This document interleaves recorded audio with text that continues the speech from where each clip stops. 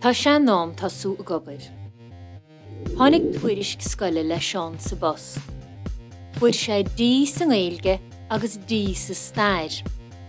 Das go le bháthir na torthaí. Bhí sí buile ceart. Is tócha go raibh díma orach amach. Chua an bháthir go siomra cheáin chu sciupa is a bhí sí an an. Ní na staid éir a bhí sé ach a gimmert clufií riomhaireachta. Bus go leire leisciúil é. Thug a bháthir iad na muc agus na mádraigh rud a tháinig níor a dua Chuir an bháthir gluach an bríomhaide a buinte bose. Rinne sí cunne bhuala leis a bríomhaide. Tháinig cricos agus lámh cheann.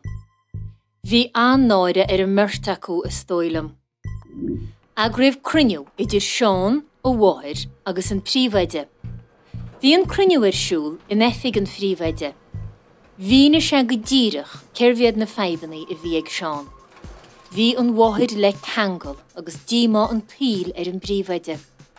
Tá go iad béal go cheann agus gheall sé go nionach sé a 8 níl festa. As sin amach rinne sé obair na gapal gach ihe. Bhí an riomhaire a bhuacha.